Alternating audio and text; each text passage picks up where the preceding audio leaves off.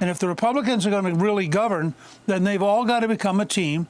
They've all got to agree that after they're done fighting in the conference, they're all going to vote yes. And anybody who's confused, the president will go personally and campaign in their district.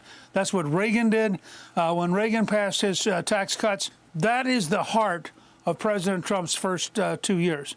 Yep. Getting no later than July 4th, earlier is better, no later than July 4th, a tax cut and deregulation bill to give the economy real growth.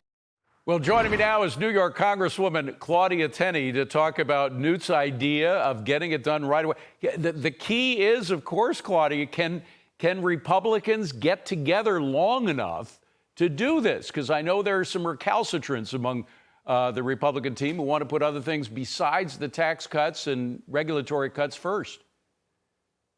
Yes, well, that was a great hit by Newt Gingrich. Yeah. And what you didn't show on the clip is what he said just before it. He said, there's some people that get up and say, we're voting no, so what's the bill say? Yes. So we can't have that. I remember that. Look, we had almost 30 member, I think almost 25 to 30 member majority when we passed the Tax Cuts and Jobs Act. And I think 12 or 13 members didn't vote for it. But we don't have that kind of luxury this time. And we really have to stick together as a team. And honestly, I know that it is tough to do that, but people are going to have to, compromise on some things. And you just said a really important thing. Thomas Sowell once said, my favorite quote about legislating, he said, look, there are no such thing as solutions, only trade-offs. Yes. And you just said something with the prior guest, who's an amazing guy.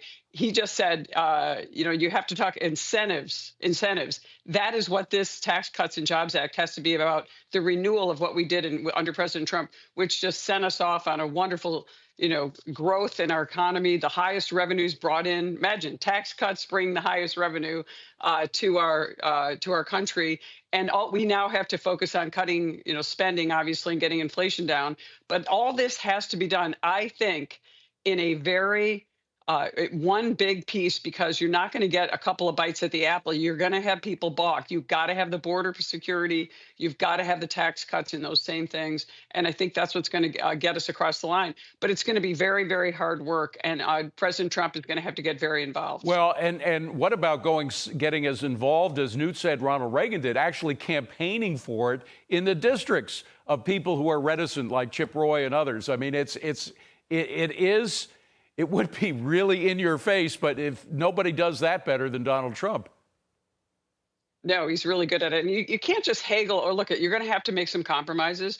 I would love if we could do a completely clean, non-reconciliation tax cut deal. But remember, we have to have 60 votes in the Senate, which we don't have. Yeah. And so we have very little room to work with the reconciliation. Well, but let me just stop you there, Claudia, because I see a couple of possibilities here. One of the things that can avoid the static analysis that would require, because they think you have to pay for tax cuts, even though you don't have to do that. We'll talk about that in a second.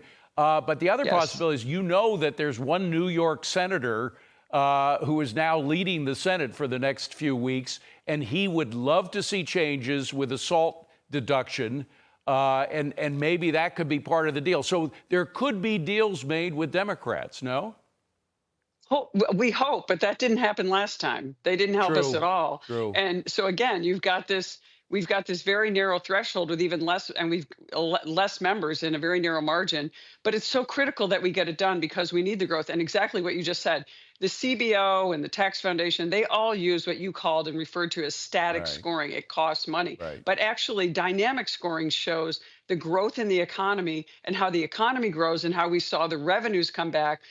Personal incomes going up for middle and lower class families going up significantly, dramatically in a 2-year period under President Trump prior to the last 8 years. That led to more tax revenue coming in. And as a matter of fact, it's music to my ears what you're saying, because we already set up a full screen that I love to use showing how much more revenue has come in since 2017. Look at this, a 48% increase in revenue. That's way above the rise of inflation. A lot of economists say, oh, that was just because of inflation. No. That's about twice the size of inflation in terms of percentage. So the more economic activity you do, the harder people work, the more people pay in taxes, and the more money comes in as revenue. So, and I've tried to explain this to some of your Republican colleagues who are believe that you have to have these pay-fors, that tax cuts actually cost money. And they come out with these figures that are crazy, like it's going to cost $4 trillion to extend the tax cuts, when in fact you make more money with these tax rate reductions. Well, exactly. And that's the other thing. Remember what happened, though. Imagine that we had the pandemic come as we were feeling this explosive growth, and actually, inflation at very, very low rates, incomes going up, more economic activity, money coming in from the repatriation money that was a big part of the tax cuts last time, hundreds of billions of dollars coming from overseas that were held in overseas accounts. All this added to the Treasury. But then we had the pandemic, and then we had the Democrats spend all this money on subsidies, not on incentives. So when you talk about what tax cuts cost, incentives, not subsidies. Maybe I can edit that what your last guest was talking about. You have to have incentives, because, just imagine this, all the money we put into these green energy vehicles or whatever, they should be a choice. We shouldn't be subsidizing those things. Yeah. And I'll tell you why. Can you imagine if, when we invented, and founded New York State, by the way, oil and gas, if we actually gave Standard Oil and all the people that originally started producing natural gas and oil for our, combustion engines, if we built their gas stations for them? Right. I mean, that wouldn't have. It was a market economy. You know what it comes down to? You know what it comes down to? Money it comes down to trust. Trust in the American people. Trust in ingenuity of entrepreneurs. Trust that the free market system works. That it works a lot better than government industrial policy. Is it.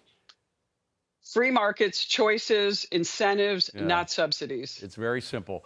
Claudia Tenney, thank you so much. Great to see you. Have a wonderful Christmas. Say Semper Fi to your lovely Marine son.